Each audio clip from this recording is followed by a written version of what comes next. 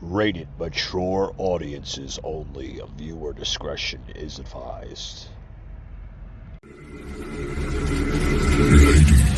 and gentlemen, may I have your attention, please? It's time for the final countdown. The show starts in 10, 9, 8, 7, 6, 5, 4, 3, 2, 1. Let's rock.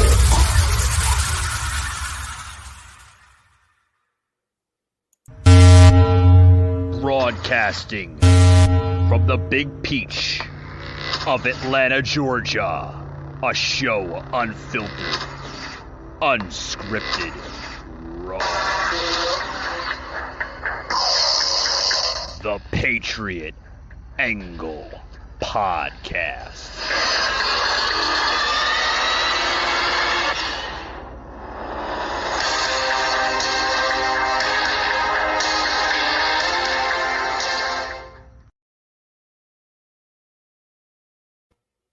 Alrighty, guys, welcome to the Patriot Angle Podcast, unfiltered with Michael Gardner, broadcasting out of Atlanta, Georgia, guys. Welcome.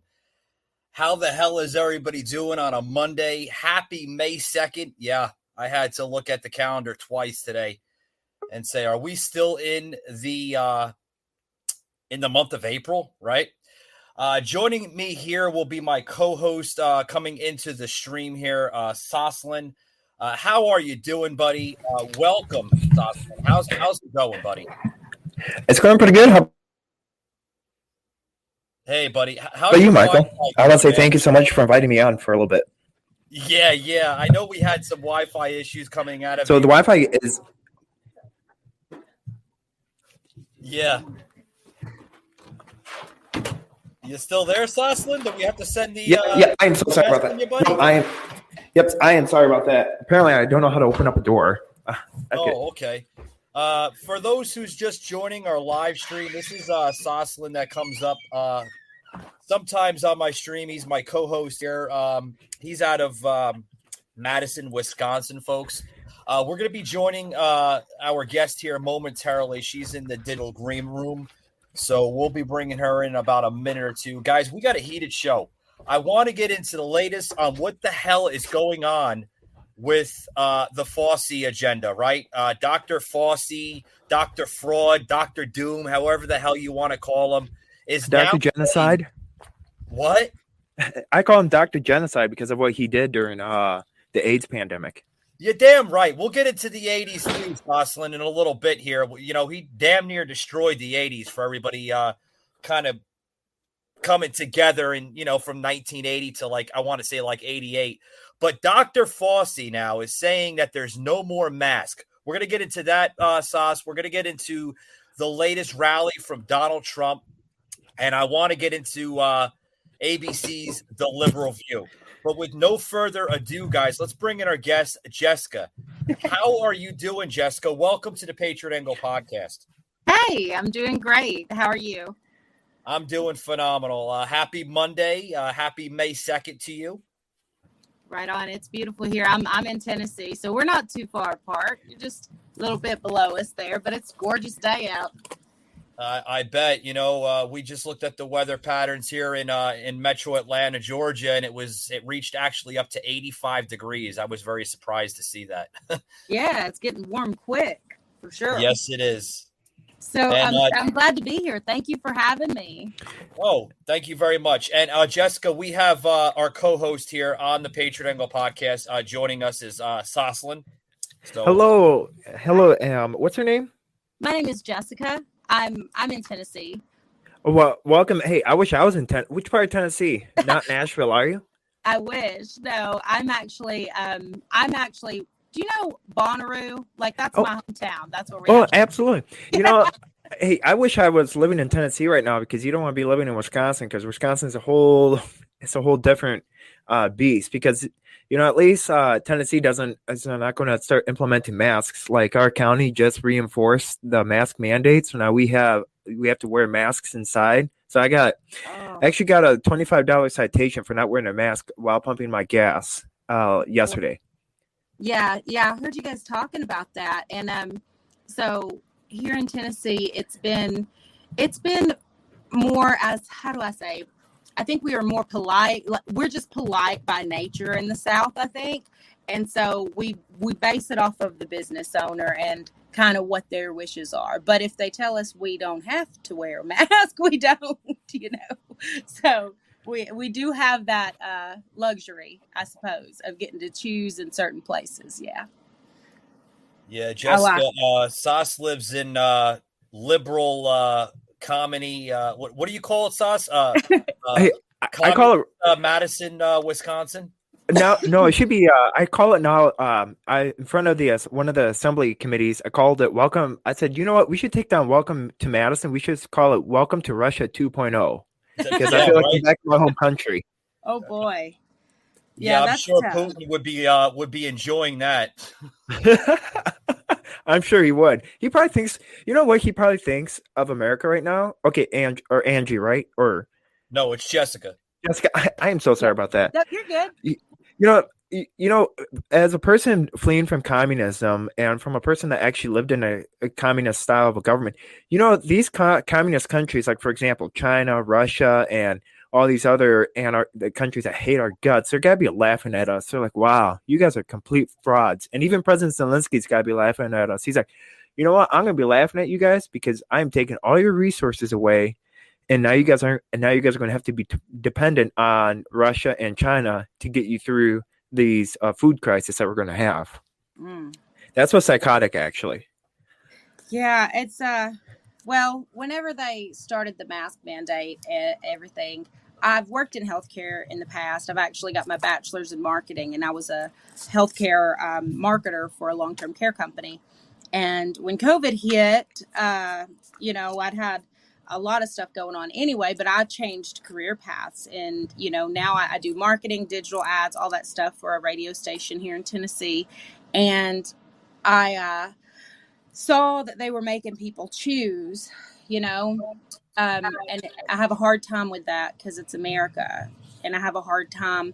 I don't want to put anybody at risk. I do care about people a lot, but I do also believe that this is America. This is what we were founded on, was the fact we didn't like an overreaching government. So, I don't know. It just seemed very counterintuitive.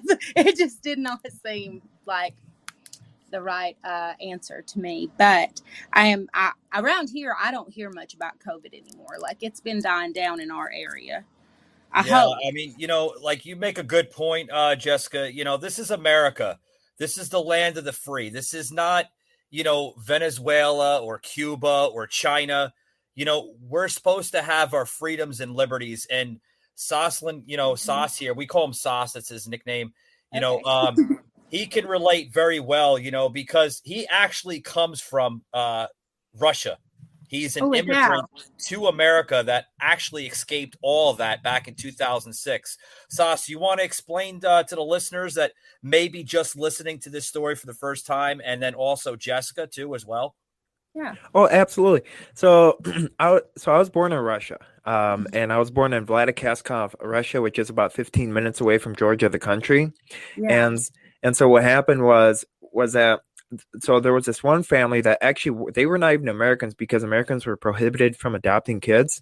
And so there was this one family that came from England, and so they went for one girl, but instead they went to the orphanage and they said, "Hey, take as many people as you can." So they took back 7 boys and 4 girls, and I was one of the boys.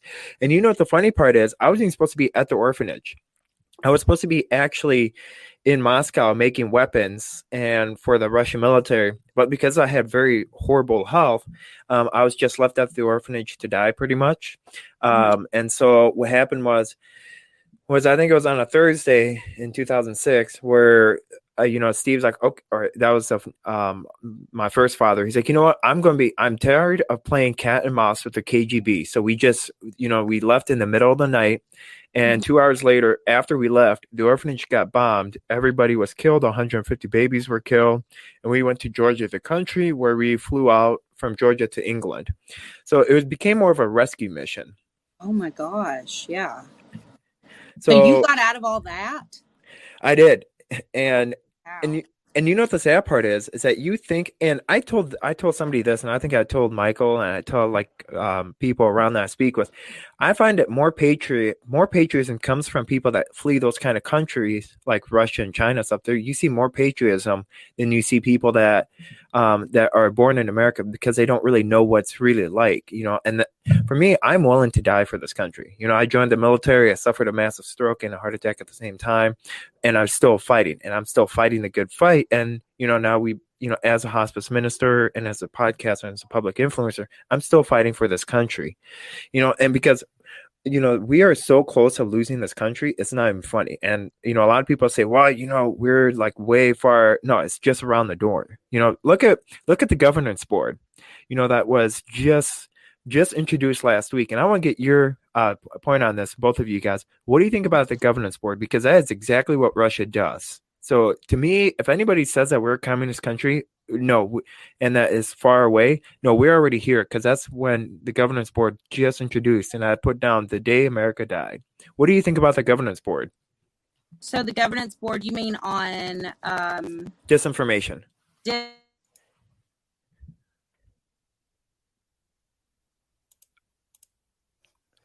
I think we lost Jessica there. You still there, Jessica? Yeah, I think we're having some glitches on your end. Are you still there? Yeah, I'm here. Can you hear me though? Yeah, now we can hear you. Yeah, we just kind of lost you for a couple seconds, but go ahead. Okay. So it can be hard though, because I feel like they're going to do it either way. I want to think, yeah, but I look at Facebook right now and I see, that they tag this or they flag that, and it feels like they're kind of already doing that. It scares me because whoever owns all the information can change truth as our children will know it, because truth is what you learn, unless you just see it with your own eyes. But you go through history books. We didn't live back then, so we believe whatever we're told in school, Yeah. and when they're controlling all the information, I think I would have, I don't know, I would have liked it. I was totally pro them being, working through the bullying online. I was like, okay, if they want to work on that on Facebook, I saw that. But then they started flagging people's information about different news stories or things politically. And it felt like maybe that's not exactly what it should have been used for, I don't believe. Yeah, here's my viewpoint first on all of this, what Sas is talking about, and of course you touching on this topic as well, Jessica. Yeah. Here's what we're going through. We're actually going through another shift here in America, right? We've seen a lot of political shifts coming out of the radical left. We've seen some shifts coming out of, even when former President Donald Trump was in office, we've seen a lot of major shifts, right? We are actually going through a new shift now, which is a social media shift. If everybody's been paying attention to the latest social media buyout, if you want to call that, from Elon Musk. Oh, yeah. It's completely shaping social media. He's entering censorship. He's lifting restrictions, heavy restrictions on Twitter. And the radical left right now hates it. All the liberal shows out there, The View, right? They hate it, Jessica. No, I have a really, this is what gets me on it, is I've been in a situation, I've personally been in a situation of bullying online, okay? And it was really tough too, because I think I'm a pretty tough gal most of the time, Right. But this person was saying, I'm a marketer, just like you guys. A lot of, you guys are on the radio. A lot of my income is based on my reputation here in my hometown and in these surrounding areas. So right, when you see people use social media like that as Now, for people in politics, I hate it, but they signed up for that now. That's what they signed up for. Okay. Yep. But for regular people who get attacked online and then subsequently it affects their employment, it can be tough because you think, oh, yeah, you ignore it, sure. But then it starts making real life impacts. You know, you get fired from your job because I got let go because of just a bunch of stuff a girl did, actually from 2 different jobs. Wait, Jessica, you got let go for what, though? I don't know. I still don't know. They just said that they had, this goes deep with me because a lot of people I know were like, oh, she's just being, it kept calling me all these names. Like I said, I don't want more rules.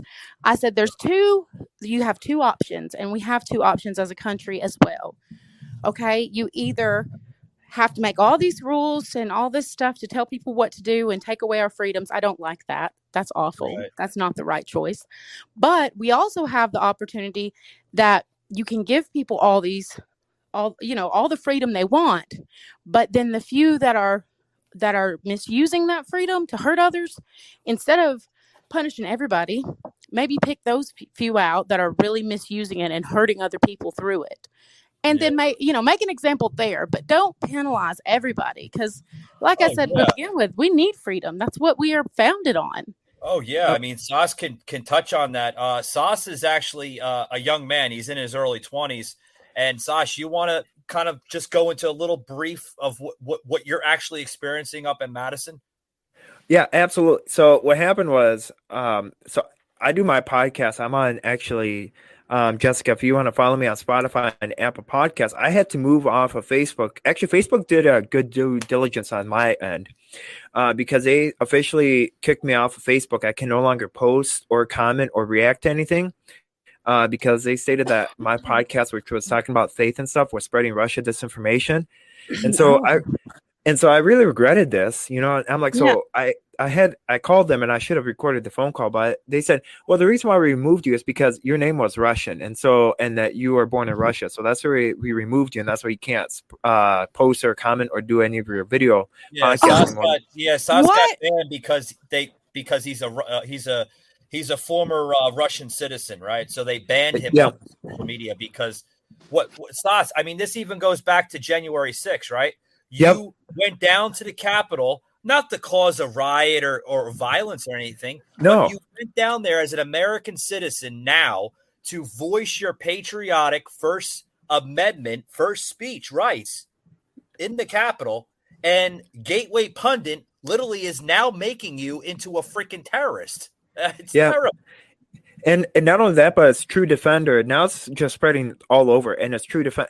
And that's the whole thing that I don't like. And you really see the true colors. For example, The View and all these so-called news commentators on CNN, the Communist News Network.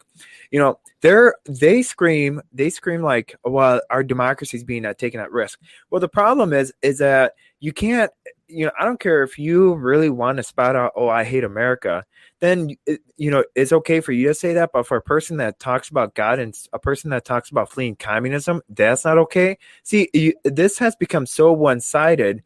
It's not even funny. And now our kids don't even know what is true or not. And they're like afraid to even like say, hey, I'm true American. Because did you know that in Madison, Wisconsin, you can no longer find an American flag in front of somebody's yard anymore? You either see Black Lives Matter flag, okay, a rainbow or alphabet flag, or you see upside down American flags that are purposely. I've seen those everywhere, and I didn't even know.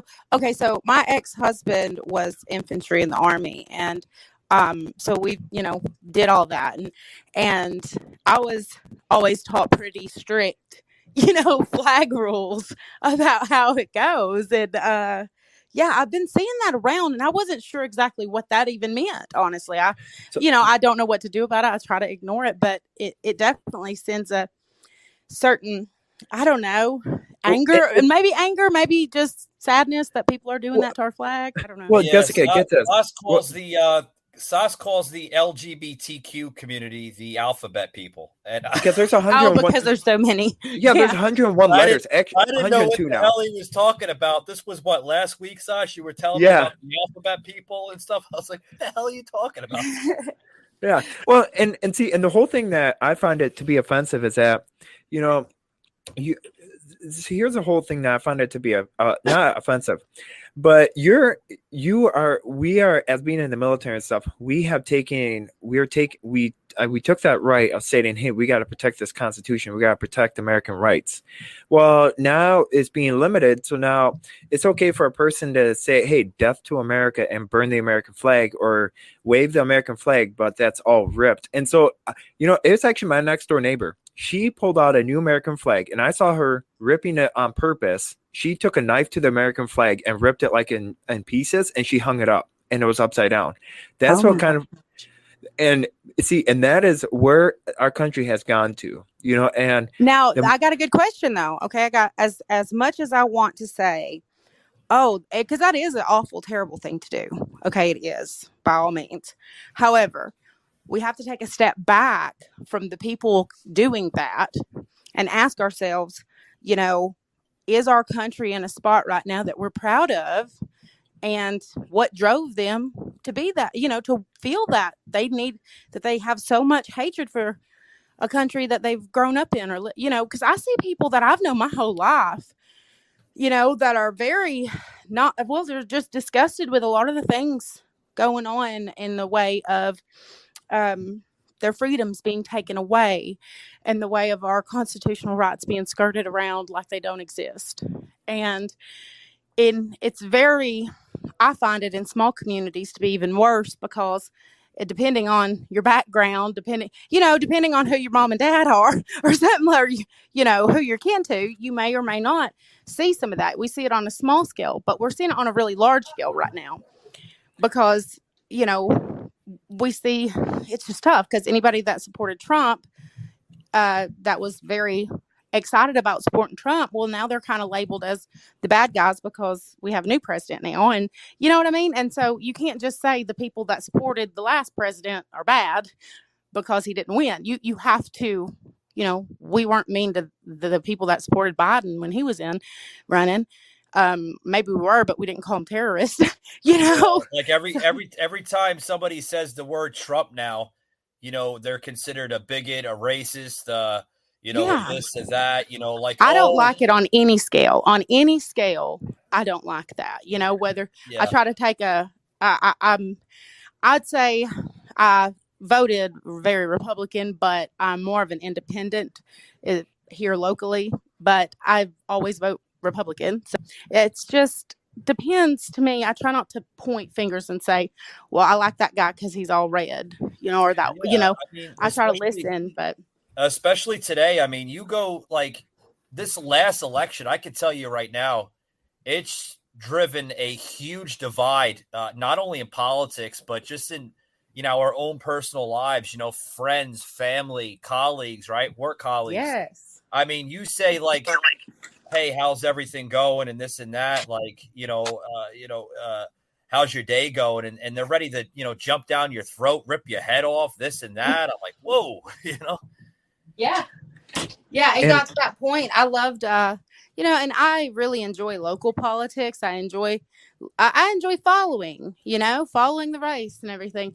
And it was very hard to enjoy that, because it was just taken to the umpteenth level on the last election. It just got so emotional between people, and it should be, but because this is the direction that our nation will go in for the next 4 years. However, you can't act like a silly person out here being emotional and yelling. That's not the way to get things done.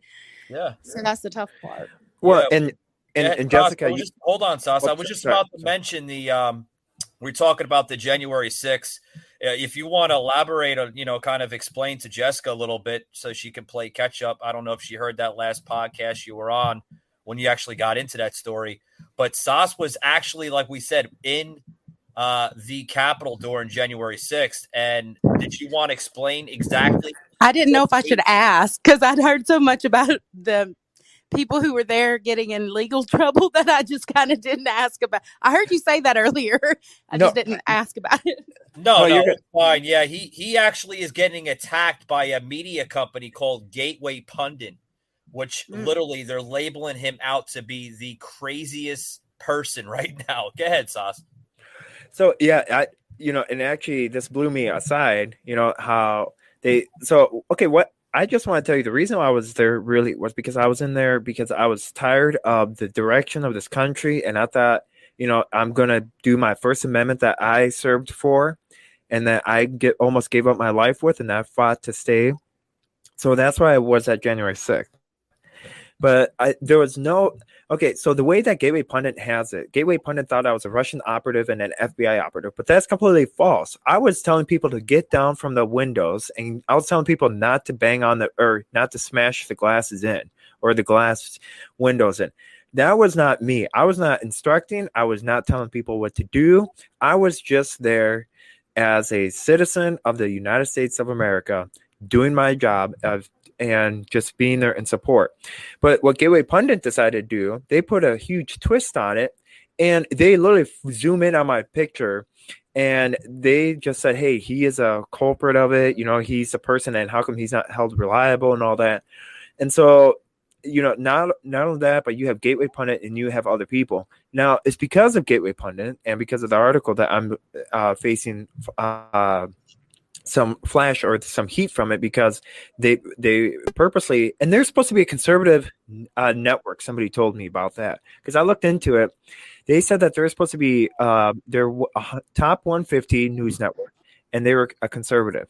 But the problem is that if you're truly conservative, you wouldn't go attacking other people that were. Why don't you look at the cameras inside the Capitol? Why don't you look at that guy that was standing behind Nancy Pelosi's desk? Why don't you focus on that instead of focusing on a law-abiding citizen? Just like the gun control, just like the. Hello. Hey, what is that? Oh, we're playing around with some sound effects. Yeah. Oh. Oh, sorry. I'm sorry. I thought something happened. No. But and so, Sauce, here's the thing. Because we gotta actually we gotta go into a quick break here. Because I'm getting a red box here coming up. But here's the thing, Jessica. What they did to poor Sauce here, right? A 23-year-old kid, college kid, right? That's trying to make a life for himself, trying to finish school, this and that, trying to be, a good American patriot. They label him out to be a freaking a domestic terrorist and this and that. I mean, they're putting circle marks around his picture on Gateway Pundit. It's terrible. Oh my goodness. So the thing is they're talking about all this disinformation and everything. Now, is this disinformation board going to serve people like you, Americans that are struggling with people smearing their name online with false information? Now, so if they're going to do things like that, that's where I get torn up at. It's because I know that if they were to create these boards that they create, if they were to run them ethically, they'd be great. But that's not ever what happens. Well, now you're getting into the latest here, and I think I know what you're talking about, this disinformation, because I seen something similar to coming out of the other day where Biden now is orchestrating this new part of the administration with this woman that's running a TikTok channel called the Ministry of Truth. Yeah. It's crazy. That is psychotic. And she's the one that said, "Oh, Hunter Biden, that was a big Trump movement. That was a big political pawn scheme." No, that was actually true. She should not, and she's the one that went after Nancy Pelosi. She went after Kamala Harris, stating that she would be unfit for vice president, and then she went after her. Oh, that's not disinformation. Cry me a river. That's what. So that's what I say. What it boils down to is whatever fits their agenda, right? If you that's what I'm scared of. Yeah. Exactly, Jessica. Whatever fits their agenda, they're going to go with it. They're going to be like, you know what? This is what it's supposed to be. This is how things are going to be done. And that's that. If you don't like it, then oh well, we're just going to keep on shadow banning you. We're going to keep on censoring your content. We're going to put you in Facebook jail for freaking 2 weeks or YouTube jail Right. for 2 weeks. I mean, Sauce can tell you what they did to us for YouTube. What'd they do, Sauce? They put us in YouTube jail for 2 weeks because we actually said something that was true about COVID, right? Yep. And for instance, like, and not only that, but like, the whole, like, for instance, the Facebook, how they slap you on with it. Well, we had of course, this is Madison and stuff, and I'm going to kind of touch on this. So this, be brief about it, girl. We actually have to go to a break real quick, man. Oh, okay. No, all right. Sorry. But yeah, you could finish out what you're saying. I got about 30 seconds left. I got a cue to break, man. Oh, okay. So what happened was that our county sheriff, he went and arrested the 16-year-old girl that spoke out against COVID, and she posted it on Facebook, and she got dinged on it. And so then somebody was offended by it and stated that was misinformation that she posted on Instagram. So the school administrator called the police on her, and she won the Supreme Court case in Wisconsin, but he arrested her for spreading disinformation on social media. That was a 16-year-old girl. So in my situation where I lost 2 jobs from somebody spreading disinformation, is that not an applicable law? That's what I'm saying. I'm not seeing these laws applied to real American people in their lives where they're having problems. I'm seeing them applied to hush information that the government says hush on. I mean, I don't know that that's the truth, but that's just what I see. Yeah, exactly. Do as we say, but not as we preach, right? Guys, We'll be right back. We got on the podcast here Jessica joining us from the great state of Tennessee. Be right back after these words, guys. Don't touch the dial. Wait. If it was delivered with Uber Eats, does that mean I can eat it? Excuse me. It says eat. It's a diaper. This tastes bad. This candle tastes funny. I couldn't eat it. Not bad, but funny. And thanks to Uber Eats, we don't even know what food is anymore. This isn't food.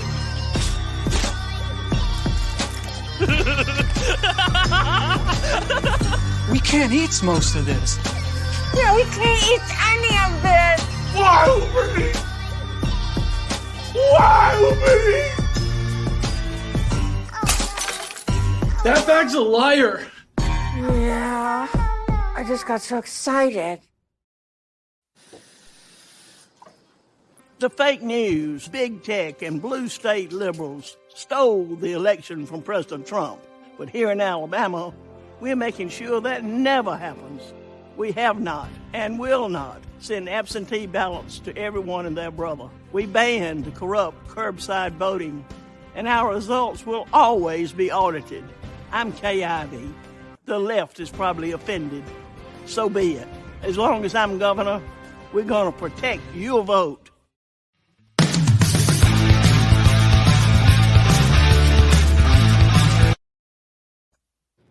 All right, guys, back here on the show. Welcome back. For those who's just joining in, we got Jessica joining us from the great state of Tennessee, Sauce up in, liberal Madison, Wisconsin, and myself joining from Atlanta, Georgia. So we're kind of like all over the place here, but, doing a little live telecast. Welcome, guys. Welcome back to the show. Guys, I want to get into this next topic with Donald Trump. Literally going into this article here, this article. Where's my head at? Hold on, guys. I got to get some water. Very good. He went into a topic here just the other day at his latest rally. Check this out. Have an even more prosperous state. We've made it very prosperous, and I really think he's going to do just a fantastic job. And if I didn't feel that, I wouldn't be here. Former President Donald Trump makes a stop in Nebraska and backs Charles Herbster in the race for governor. Good evening, I'm Julie Cornell. Trump took the stage this evening at the I-80 Speedway in Glenwood after severe weather canceled Friday's rally. Herbster also addressed the crowd, calling on voters to pick him in the Republican Party. KETV Newswatch 7's Sarah Feely joins us live with their message tonight. Julie, more than 1,000 people waited hours, both from Nebraska and from outside the state, to hear former President Donald Trump speak. Trump today renewing his endorsement for Charles Herbster, saying, quote, "Vote like hell." Charles, come on up. Former President Donald Trump welcomes Nebraska gubernatorial candidate Charles Herbster to the stage with a handshake and a public endorsement. I think Charles is going to do very well, and if he does, you'll be very happy, and you're going to have an even more prosperous state. We've made it very prosperous. Trump spent most of his hour and 45-minute speech boasting his own track record as president, also comparing allegations raised against him to the sexual assault allegations against Herbster. Charles is a fine man, and he's innocent of these despicable charges. By the way, Charles, welcome to politics. Yeah, the latest agenda coming out of the media. Now they're labeling this guy with accusations and everything else. Can you believe that, guys? Well, I hadn't heard about the Nebraska thing. What did he do? Yeah, apparently they're labeling the great candidate there in Nebraska that he made some sexual accusation, or excuse me, he made some sexual remarks to one of his campaign managers that's basically running the campaign for him. Mm-hmm. So it's another attempt to try to pretty much squash not only Donald Trump, but the candidate that's actually running for office there in Nebraska. Yeah. So yeah, I don't know. I hadn't heard this story. I would have to. It always does seem interesting to me how these stories seem to come out at the time the person is running, rather than, when they happen or, any other time, which I understand if something like that was to happen, you may not want to say something right then or whatever, but waiting until they're running for office feels way too premeditated. Yeah. I think it takes away from, I'm all for domestic violence victims and victims of sexual abuse, but I also know that some women have used that against men. I've seen that happen, but I can't imagine just coming out with that when somebody's running for office. Well, here's the thing. They're going to do everything now in their power, right? Whether it's CNN, whether it's NBC, whether it's any liberal show out there, right? They're going to do everything in their power to try to squash this MAGA movement, right? This conservative movement. They know it's strong. They know there's a huge wave coming in front of them in November during the midterms. They know damn well that, or Biden knows damn well that he knows he's going to lose the Senate. They know they're going to lose the House. And possibly he knows he's not going to be winning in 2024. They know this, Jessica. And they're doing everything in their power to try to squash it. You know what I mean? Well, and here's the whole thing is that it's not even like the Democrats. It's also the rhinos. You look at what Mitch McConnell did. You know what he did this past week? He put $110 million to make sure that these the establishments can still be for the re-election campaigns. See, that's what's scary about it, is that we have Muralowski. We have a lot of these rhinos that are running in the primary or getting primaried out. It's going to be, my whole focus is on these primaries, in May and June and even August, which is Wisconsin will be the last one in August, because you look at all these candidates being primaried out. I'm more focused on, as long as we get so hard conservative candidates, for example, Liz Cheney, I am excited. I am hoping that she gets primaried out because against the back to President Trump, and even Sarah Palin, I want her to win. And I know that Sarah Palin will win because she got the endorsement of President Trump. See, that's the thing that we have to look at. And also we know we can't be for certain that we're going to win back the House or the Senate until the day after the election, because we know that the Democrats now control the elections. They now control of who can be in and who can go out. Just for example, the rhinos do. Yeah. That's what's scary about it.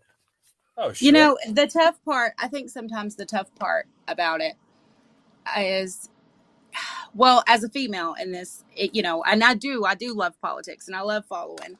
And the tough part about it is that today's generation, because I'm 33, so I have an 11-year-old daughter, and she's always online, and she's always, I'm learning about culture through her too, Yeah. And I feel like a lot of our younger generations, they don't realize that Republicans are still for the vulnerable people, Well, It's like, I mean, this goes back to, like you're saying, the young people, right? The young generation, they don't know. yeah. I mean, they're basically, pretty much fed by a bunch of false narratives from the media.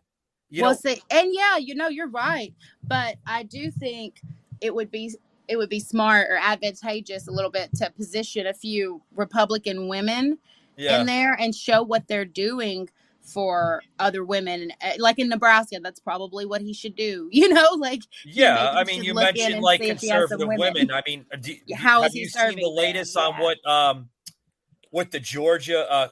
She's very conservative, Marjorie Taylor Greene.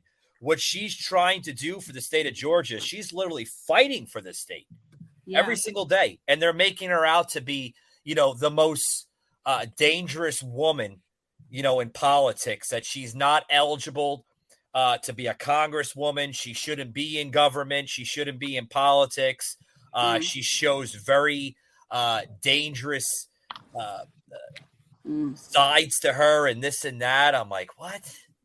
Yeah, that's the thing. That's what's really tough about it is no matter what you do, in politics, there's always that opposing side, and they'll paint you however they want to paint you to win.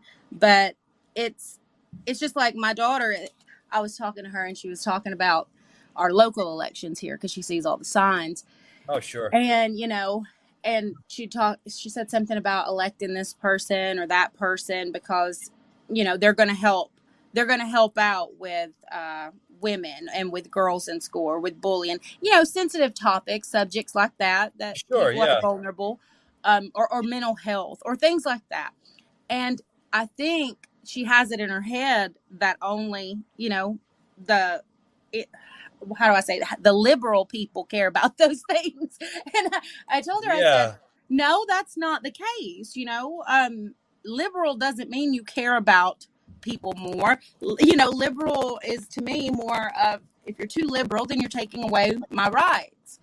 Right. You're putting safety and security over my constitutional rights, and I don't like that. So so I was trying to explain to her that had nothing to do with each other, but yeah, so they probably need to position a few more, or at least the media needs to share more about what the Republicans are doing for vulnerable populations, because that's what I'm not hearing. Yeah. I'm only hearing the bad on the media all the time. Well, that's all you're going to hear is bad, because they're starting to run out of talking points right now. Like COVID is, whether you want to agree with it or not, folks, COVID is pretty much dead. I mean, it's dead in the water. I mean, we all understand, it's a disease, it's a virus, it's bacteria, but let's face the facts, folks.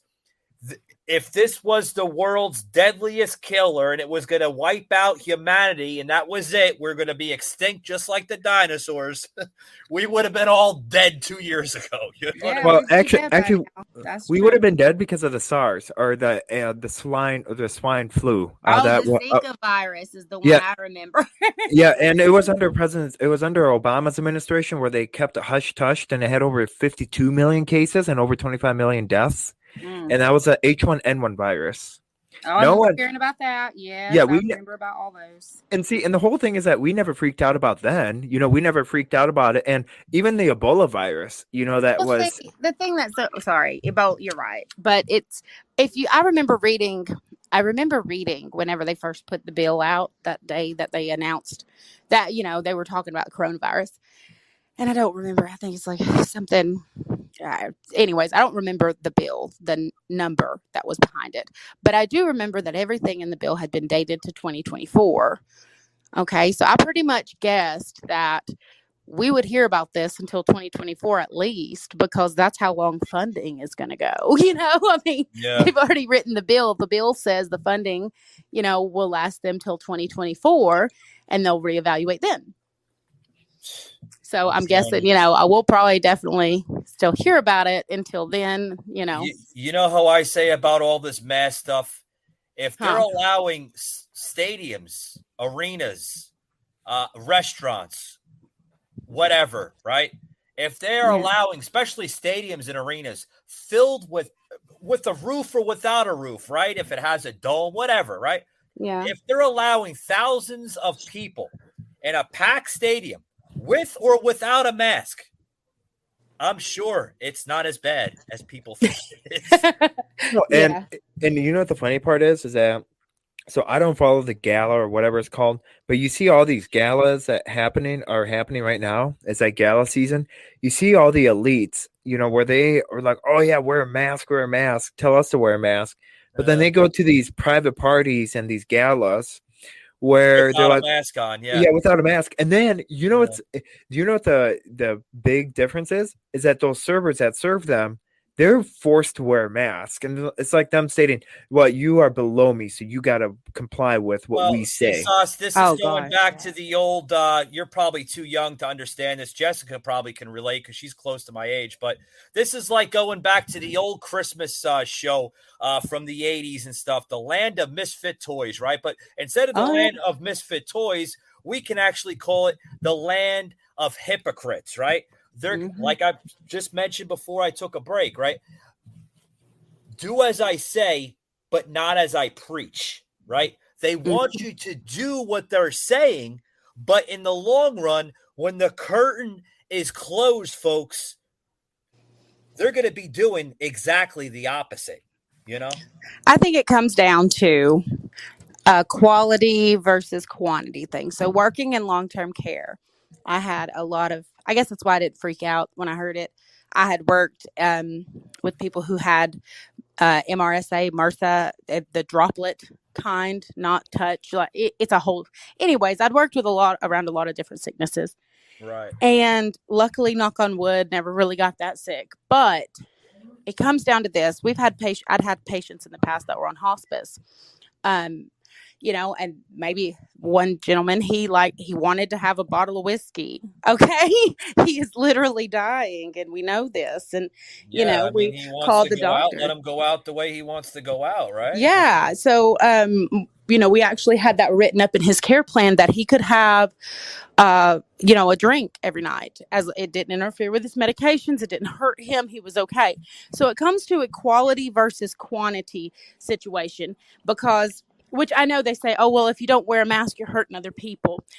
And that's tough because I want to, if I had seen enough facts to truly believe a mask helped me and helped protect other people, I might do it. But I haven't seen those facts, not the way. No, because here's the thing, Jessica, right? They're having these blue surgical masks, right? At first, Dr. Fauci, the same doctor that's been running the CDC ahead of that department for the last 30 plus years, right?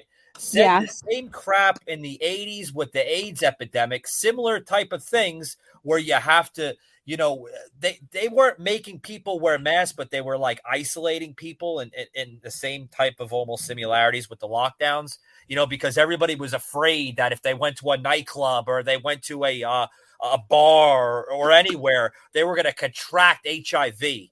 It was going to be the air. That's what I'm saying right there. I look back to that, stuff like that. They were wrong, though. Well, and here's why Dr. Genocide wants to keep this COVID thing going. Because the moment that he kind of steps back and steps down is the moment that investigations are going to start. I genuinely think it's a healthcare bailout. I worked in healthcare. I don't know how they ever make money, but I think that that's what this was, kind of. I mean, I can't say it for sure, but my opinion, just my opinion.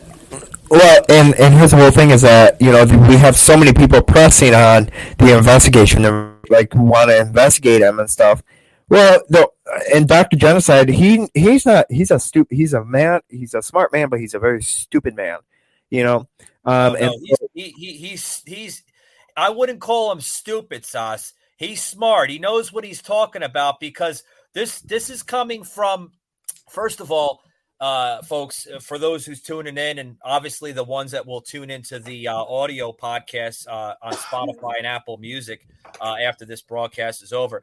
This is coming from a person that's been in politics, right? He's a political hack. He knows how to talk. He was explained how to talk, and he knows how to create what's called fear-mongering.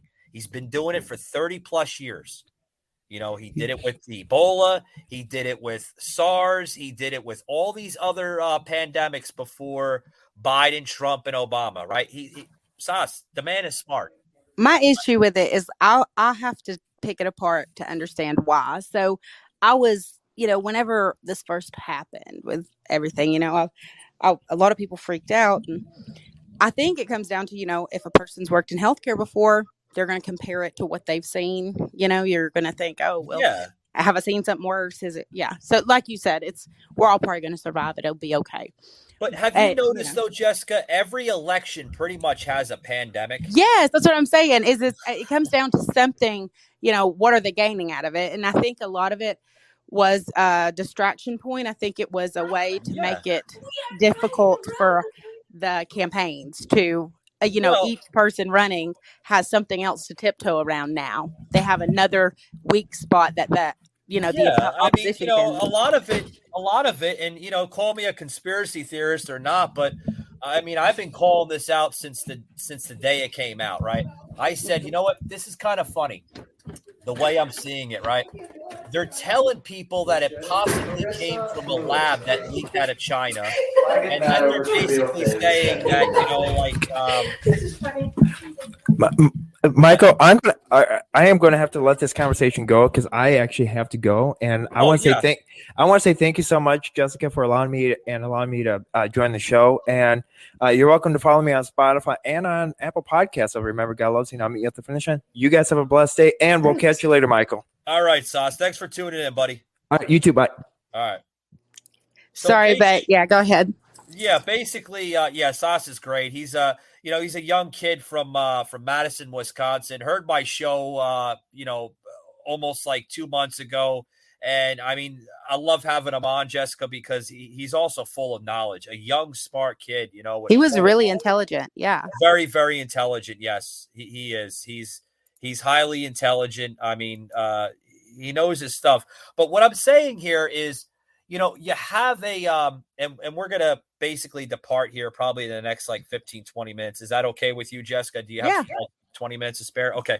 I always like to ask because my podcast episodes, they range sometimes between an hour and a half, depending on the topic, the content that we're. If you get me on a good topic, I'll talk forever. Yes. Oh, yeah.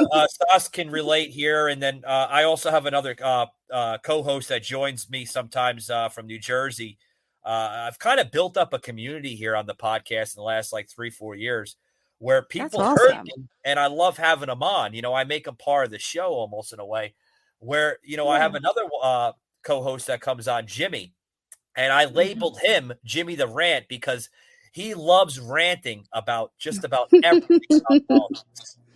And he actually resides in another liberal state, the state of New Jersey. Right. Oh boy. Yeah. But that's got to be tough too. Oh yeah.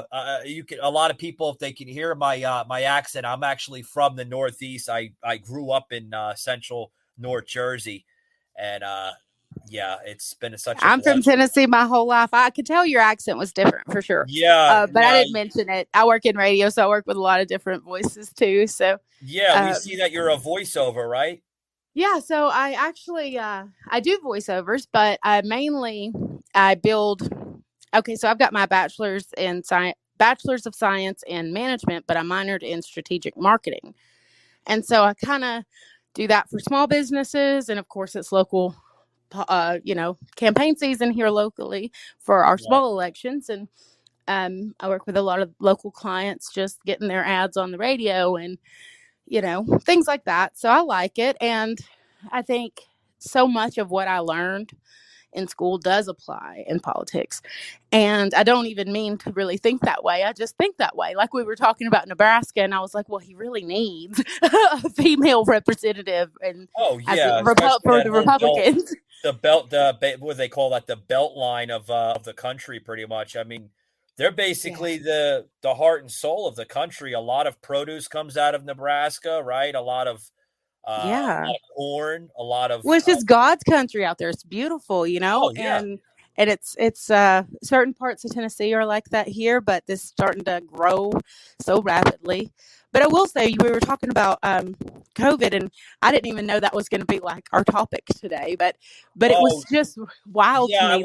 I was going to get into the one story with the the Ministry of Truth, but I kind of touched that on the other day, and I'm like, you know what?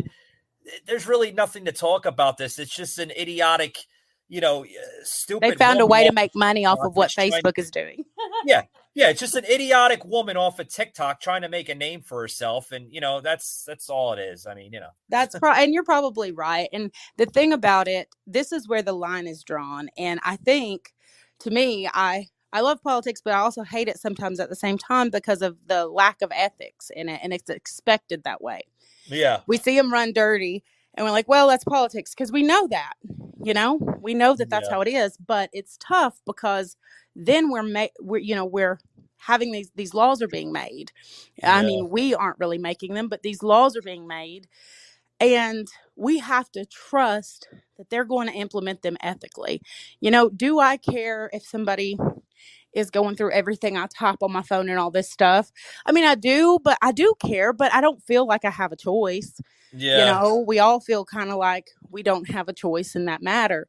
But what we do expect is we expect them to use that information, to keep it private, and to apply anything bad they find, to doing the right thing, So, but what we're dealing with is they're controlling the narrative. We don't want, are they going to use their newfound power of regulating information to, find kidnappers or, stop crime? Or are they going to use it for narrating their truth of what they want it to be? Yeah, here's the thing, Jessica. It's coming down to the midterms, the general election. I say this all the time because they're really losing the message behind their party. Their party is pretty much folding under pressure. I mean, we're seeing a lot of, former Democrats that are jumping ship. I mean, you look at what's his face? He ran as an independent, but he was pretty much a Democrat. What the hell was his name? The Asian guy that ran as an independent, but he was actually a Democrat. I have no idea. That's a bad example, but anyway, I don't know. What I'm trying to say I don't is keep up with it like closely. The national, occasionally, it's on TV all the time, and then here locally, of course, because this is where I've grown up at, and this is where it'll affect my children. But mostly, my biggest issue with it, in politics is, I don't know. I believe that with all this security and checks and balances that they're wanting to implement on everyone else, that does infringe a lot on our freedoms and our rights, that, we wouldn't be here as a nation if we hadn't said, hey, we want to be able to live our lives in a way that makes us happy, that we're not bothering you. We live in that woke, agenda now. Everything is woke. I first heard that term. Yeah. Well, and there's... Jessica, I thought it was a Bible term. I didn't think it was a political thing, because when you hear woke, like you're awake, right? You're risen. God has right, like you've come spiritually to something. Exactly. You hear woke, it's like, what the hell is this woke shit? I mean, yeah, and that's the thing is the younger generation has utmost trust. They may say they don't trust the government, but when the government looks at you and says you have to wear a mask or you'll die, and you just say okay, then you have to wonder, am I thinking critically here? Am I picking this apart and thinking about it critically? But I mean, for the most part, like I said, around here, it's more of a politeness type of thing. If I feel like if you're uncomfortable, I'm going to do it out of kindness. But I will say, if I'm uncomfortable, if I'm busy or I've got my hands full, it's not like I'm going to freak out and put a mask on, but I'll just avoid you, You happen to reside in Tennessee, right? Tennessee and Georgia are so close, right? They're very similar in so many ways, right? Georgia's been a freaking blue state forever, with the majority of like 30-40% that represents Atlanta, right? Yeah. That's always going to be, strong, lean Democrat. But they're so similar in so many ways, right? You got some great leadership, right? You got a freaking wrestler that's now a mayor, right? Glenn Jacobs out of Knox County, Tennessee. I mean, I seen that. I'm like, what? Anybody can play politics now these days. Jeez. Well, see, I think that's kind of one of the things that concerns me sometimes, is just wanting to. I think instead of putting all those checks and balances on the people, maybe they should have some checks and balances on the governments. And I don't know how to say that without really ticking a lot of people off. But whenever you're hearing it's it right, from the people, I probably tick off about thousands of people that tune into my show on a daily basis. But I don't want to make anybody mad. But when we see these places and you see laws made that go against your freedoms and your rights, and then you see laws in place being used in unethical ways, they're using it for something like, say, controlling the narrative of a truth. And they, saying this lie is now true because you can't find the truth anywhere else. Right. So, things like that. It's the ethical process that bothers me, because if you go into a room and you sit down and you're all coming up with ideas of ways to make this place better, wherever your place is at, whether it's city or state or country, it's not how to make your best friend money or your buddy who owns this, or how to tick the people off and be able to get all their information or whatever it is they're trying to do. It's about making it better. And I think as a nation, all of our government branches need to check and balance each other so that they can keep powers ethical, so that we can all live and have life, liberty, and pursuit of happiness like we are told we could, like we were told we could. That's what the four founding fathers envisioned. That's what they envisioned. But when you have people like this that literally go on shows, not my show, but other shows, right? And they spill out this hate. I'm going to plug in this video here, kind of relating to what we're talking about, right? This was Dr. Birx. Does everybody remember who Dr. Birx was? She was a doctor that was basically heavily used during the Trump administration, during the basically, if you want to say, the origins of COVID when it first came out into the United States. Check this out, guys. Trump's COVID task force coordinator, Dr. Deborah Birx. Remember her with the scarves? The scarf lady, yeah. I don't remember her. She's the latest survivor of that administration to write a book about how crazy things were behind the scenes. But she was confronted on CNN yesterday about why she didn't speak up when Trump was just downplaying the crisis and suggesting people inject bleach as a treatment. Watch. You talk about what you're doing privately, but that comes up completely in the face against what he is saying very publicly and what you are not necessarily saying publicly to counter what he was doing at the time. Well, you know that I had no access to national media after the event of April 23rd. You said you didn't have access to national media after late April. Yes, you did. You had access to national media if you chose to speak to them, but you chose not to. Well, Brianna, I knew from the experience I had seen in that White House that if I had done that independently outside of the White House communications, that I would no longer be in that White House. Well, so the Biden administration is also having trouble staying on message with the experts after Dr. Fauci had to walk back his assessment of the state of the pandemic. So let's watch that clip. We are certainly right now in this country out of the pandemic phase. Namely, we don't have 900,000 new. You don't have people, Dr. Fauci, believing any word of you, the Biden administration, or anybody in mainstream media. People are getting the hint. They're dropping the Kool-Aid effect. We seen it in the 1920s with the Spanish flu. Fast forward 100 years later, we're seeing it now. Right, Jessica? I mean... Well, that's the thing is I haven't had enough scientific, you know what I'm saying? Everything they're throwing out there just sounds like it is. It's hard to believe. And I don't doubt for a second that COVID is very dangerous to elderly people, okay, or people who are already sick, and I am considerate of those people. Sure. But I just, like I said, it's quality versus quantity. Exactly. If you're asking me something small, but this is okay, I'll tell you a real funny story before we get off here. Funny but scary. Yeah. Okay, I was riding Southwest I shouldn't even say the name. I was taking a trip the other day. Okay. We're in the airplane. The airplane's up in the air, and it dings, and the pilot says, "Sorry," because we were going from Austin, Texas to Phoenix. He says, "Sorry, we're not going to be able to make it to Phoenix. We're going to have to turn around."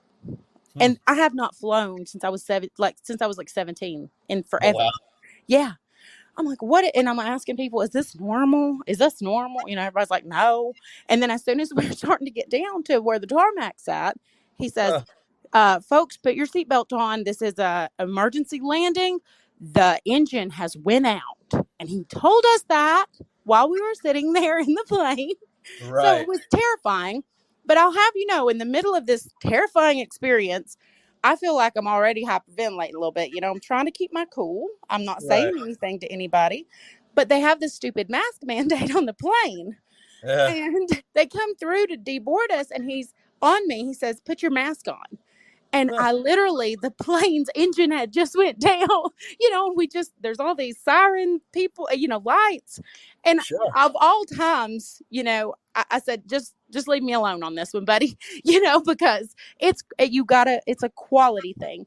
If I'm in a situation where I can be considerate of your situation, then I will be considerate of it, and I will wear the mask, and I will whatever. But for the most part, I feel like it's a lot about control. Yeah. And what they've done is they've just ticked us all off at each other. Like that. I seen it on Facebook. It said you take red ants and you take black ants and you put them in a jar, and then you shake it up and they start fighting, but they don't even know why they're fighting. Jessica, that whole ant theory, right? When you put red and black ants into a jar and you basically, you keep them isolated from within their own captivity. When you keep something closed in its own captivity, right, you are forcing two types, the same species of ants, right? Whether they're black or red, they're the same species. It's just in the ant world, it's a different type of race, right? Yeah. But for example, right, when you keep two different ants, right, a red and a black, together in captivity, right? That's the same thing like humans. Yeah. You're basically creating who is the alpha and who is the omega, and it comes down to grand supremacy. That's basically what it's boiling down to. Well, I just feel like what I think about it is the fact that there's an external factor antagonizing each side. You know what I'm saying? Right. So they've created this new problem. Before, you may not like somebody because they cut you off in traffic, or they're a jerk, or they're not nice, or whatever. That's everyday life, though, Jessica. Yeah, that's everyday life, right? So that's normal. But now we have people not liking us or judging us before they ever speak to you. They haven't even spoken to you. They're just looking to see if you have a mask on. And automatically, if you don't have one on, there's this whole undercurrent of bigotry, and you're just awful, and so yeah. Yeah, that's the society we live in. They want to, they want you to feel guilty about it. But I mean, Jessica, there have been other diseases that were so far worse than COVID. I mean, I agree. Let's talk about heart disease. Let's talk about cancer. Let's talk about the main diseases that kill people more than COVID does. The media doesn't talk about like, let's try to come out with a cure for cancer or come out for a cure for diabetes and this and that. All of a sudden, they came out with this over the night kind of like vaccine, which to be honest, I still don't even understand how that would happen so fast, because let's be honest here.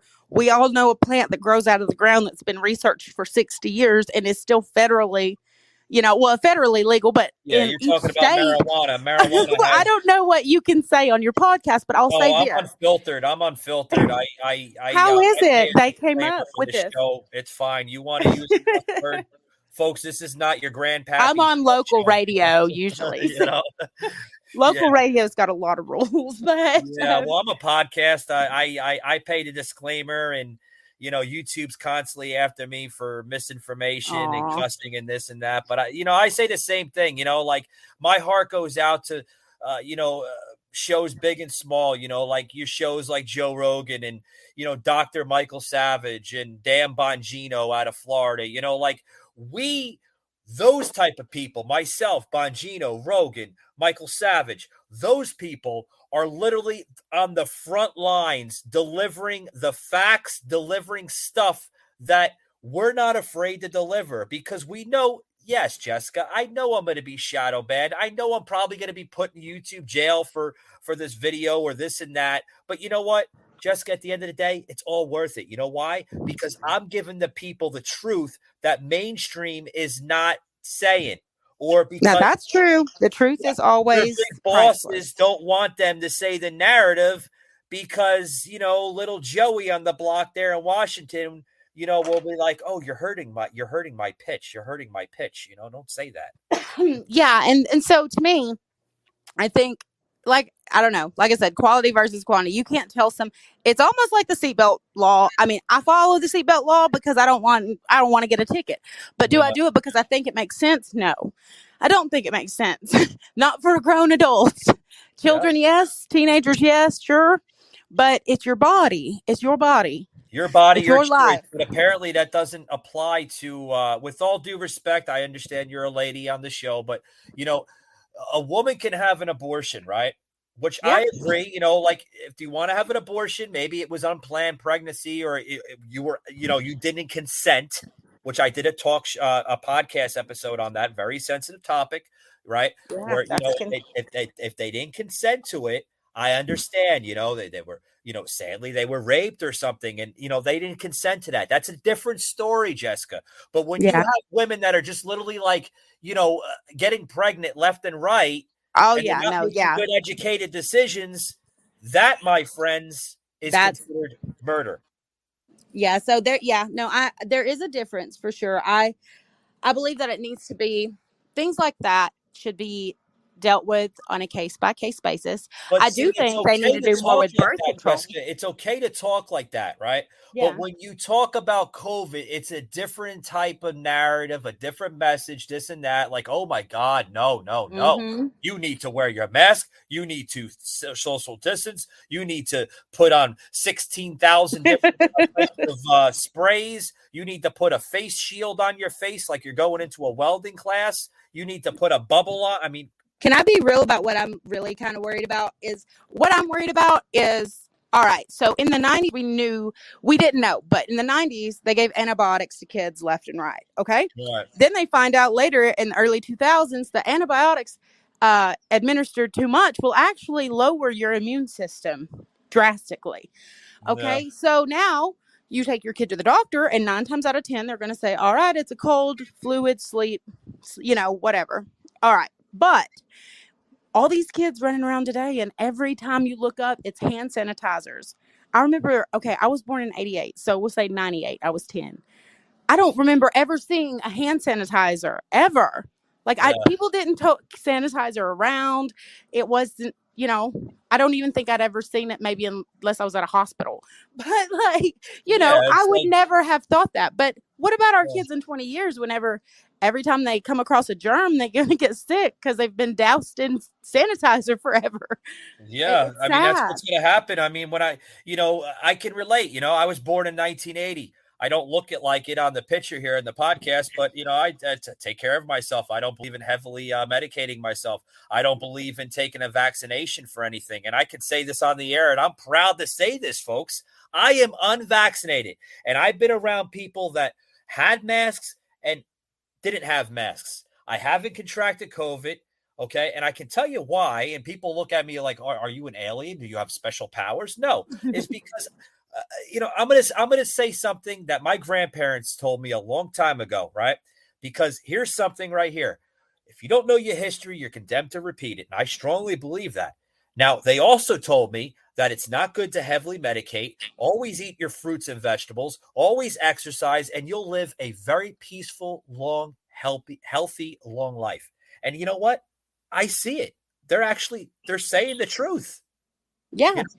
People that are sick left and right, Jessica, are people that are heavily medicated, that don't have an immune system, that take a freaking pill for every damn thing in the world today for a simple headache or a cold. I understand you need to take a pill, but don't pop one left and right, Well, the thing that gets me is I know that actually brings I'm me sorry, to I get heated no, on the you're show. good. I'm very passionate of what I say. You're totally fine.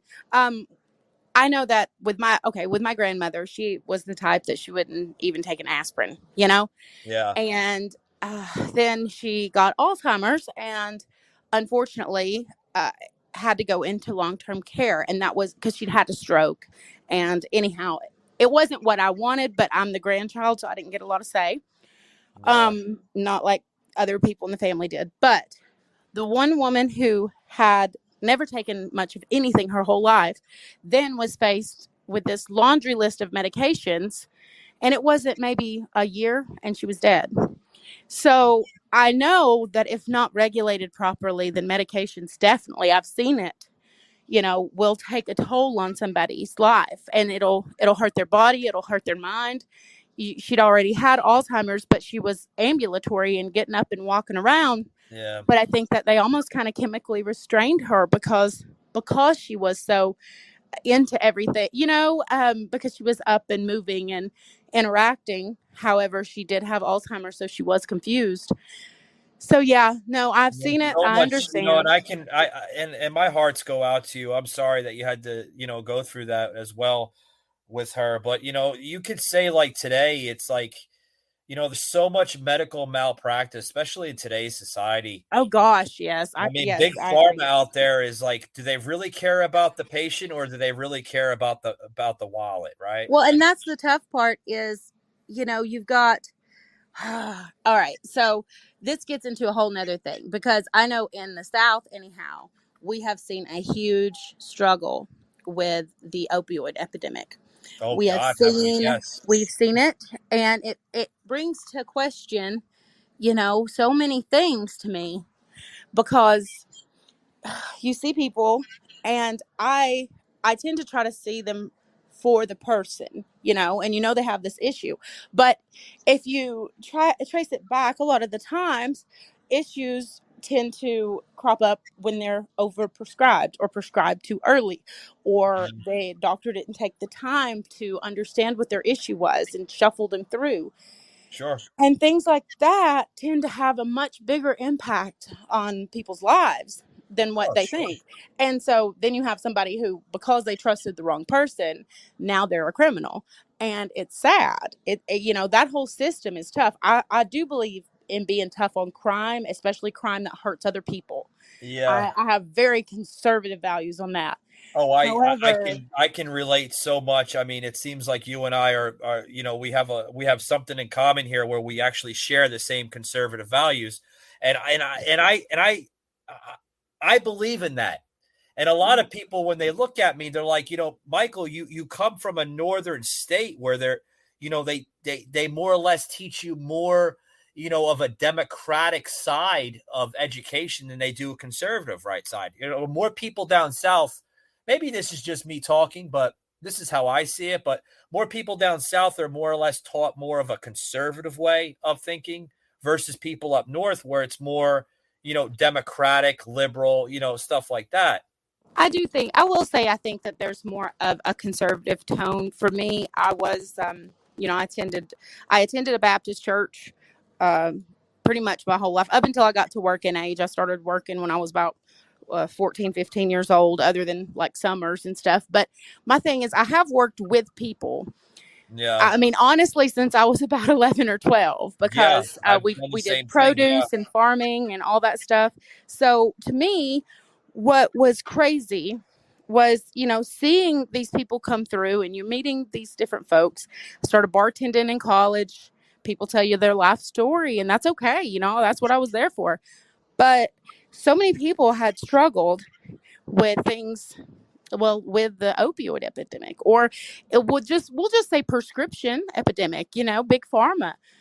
And you see somebody profiting off of these people who are now physiologically different because of this chemical that they've been prescribed by somebody who they trusted.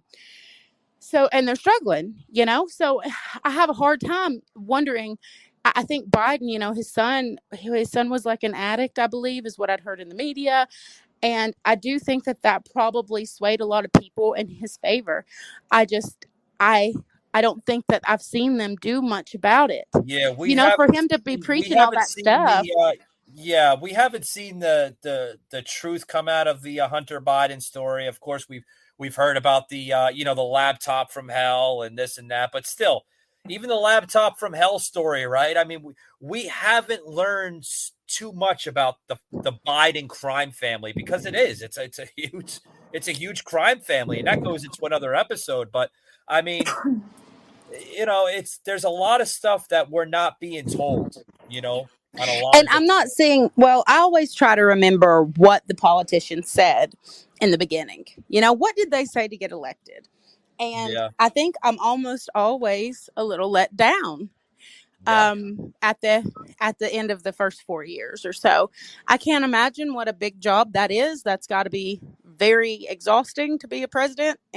But I do think that if you're going to point out a few things to promise, you really need to follow through on them, because people pay attention. And that was one of the things that I had heard, him talking about, but I never seen that. I don't see anything, popped up about helping with that, or are they digging into that any, and it's treating the people like what they are. The people who are addicted are, I mean, I don't know, I don't classify it the same as somebody who just goes out and does whatever. But if it started at your doctor's office, I have a hard time feeling like those people are criminals. Now their actions they decide to do while under the influence are still their responsibility.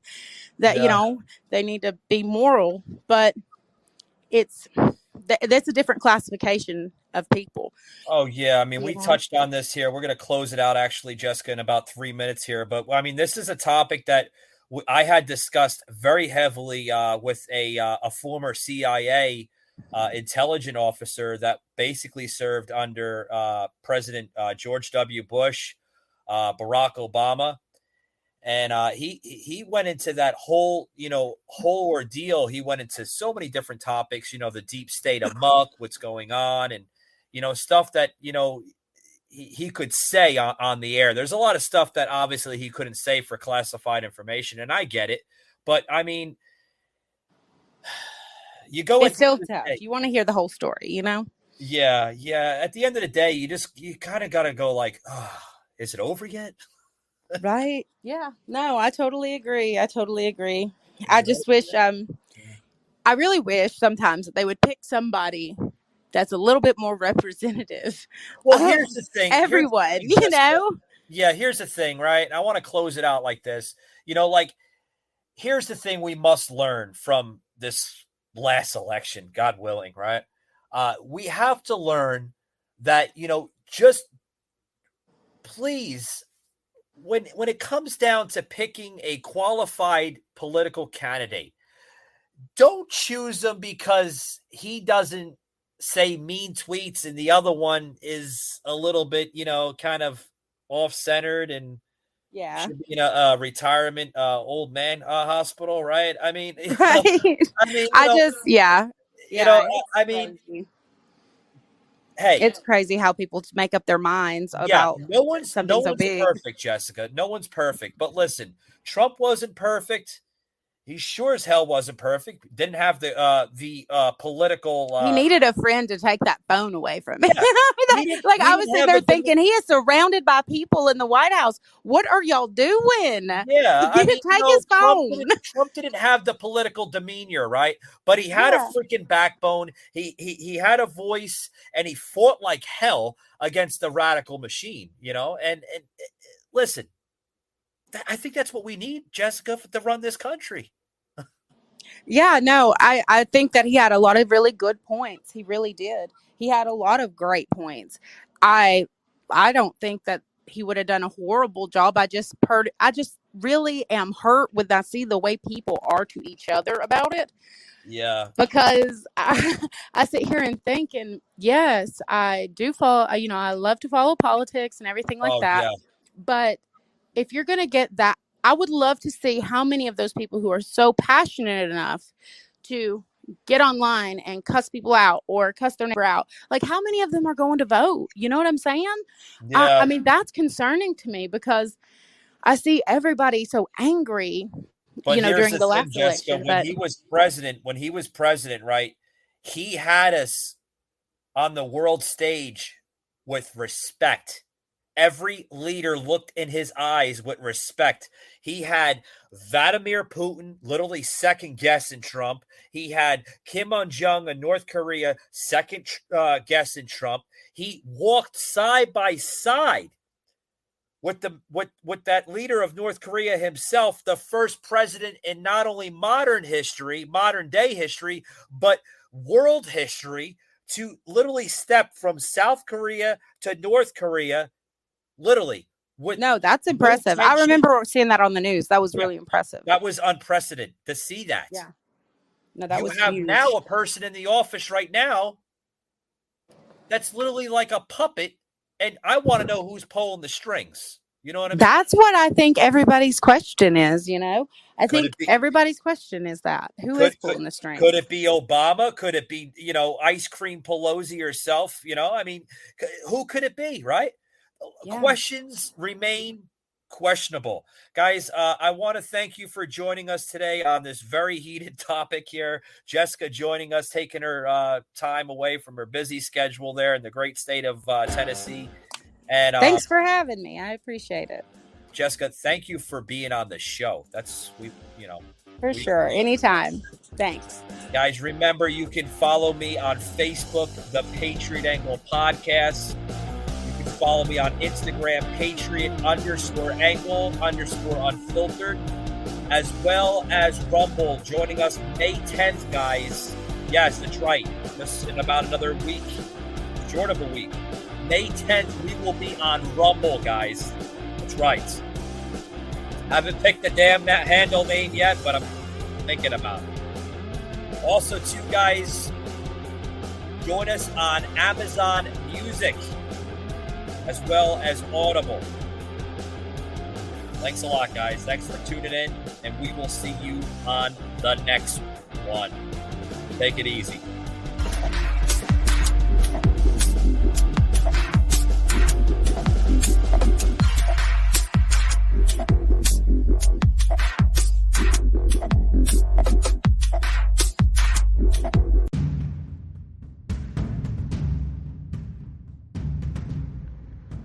You just heard an episode of the Patriot Angle Podcast. Remember to follow us on Spotify, Apple, Google, Amazon Music, and Audible. Also streaming live on Twitch.